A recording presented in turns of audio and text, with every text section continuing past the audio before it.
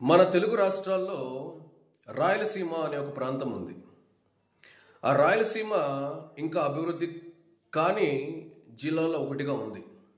ఎందుకంటే అక్కడ మన హైదరాబాద్లో లాగా ఇతర దేశస్తులు, ఇతర కంపెనీలు పెట్టుబడులు పెట్టడానికి రావట్లేదు. ఇతర రాష్ట్రాల వాళ్ళు, ఇతర స్టేట్ వాళ్ళు అక్కడ వ్యాపారాలు చేసుకోవట్లేదు.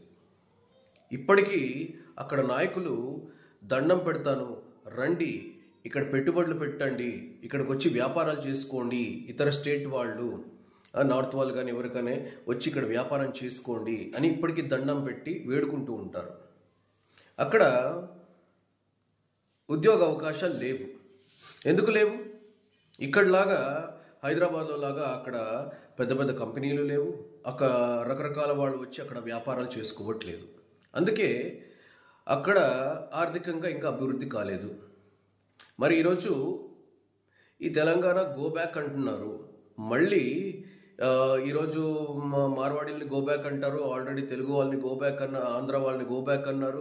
మళ్ళీ సాఫ్ట్వేరు ఇవేంటి మన ఇతర దేశస్తుల కంపెనీలని గో బ్యాక్ అంటారు. దాని తర్వాత ఏమైపోతుంది? తెలంగాణను కూడా ఇంకొక కరువు బారిత జిల్లాగా మార్చాలనుకుంటున్నారా? లేదా ఇంకొక కరువు బారిత స్టేట్గా మార్చాలనుకుంటున్నారా? నలుగురు 4 వ్యాపారాలు చేసుకుంటేనే కదా ఈరోజు ఇక్కడ భూముల వాల్యూ పెరిగింది.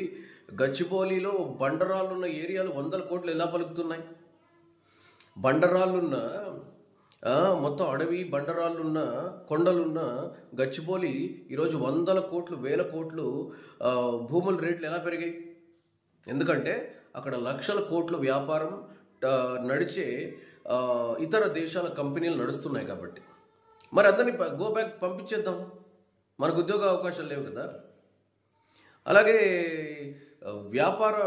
వ్యాపారాలు ఇతర రాష్ట్రాలు ఉన్న మార్వాడీస్ కానీ, నార్త్ వాళ్ళు కానీ, ఇట్లా రకరకాల వాళ్ళు వచ్చి ఇది ఇక్కడ వ్యాపారాలు చేసుకోవడం వల్ల అభివృద్ధి అయింది. లేదంటే ఇది కూడా వెనకబడిన జిల్లా అవుతుంది. ఏదైనా సరే, ఇప్పుడు రాజస్థాన్ కూడా వెనకబడిన ఒక స్టేట్లో ఎందుకుంది? అక్కడ వ్యాపారాలు లేవు, ఏమీ లేవు, ఎండలు ఎడారులు అలాగనమాట. సో ఎవరు లేకుండా ఏమి చేసుకోకుండా మనమే చేసుకుంటే ఏముంటుంది?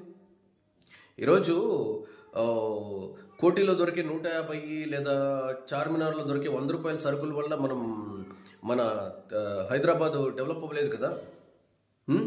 ఎలా డెవలప్ అయింది? ఇప్పుడు ఇంకో మంచి విషయం ఏం చెప్పాలంటే, తెలంగాణ వాళ్ళ మీద అన్ని దేశవ్యాప్తంగా, విశ్వవ్యాప్తంగా ఒక గౌరవప్రదమైన మంచి ఒపీనియన్ ఉంది.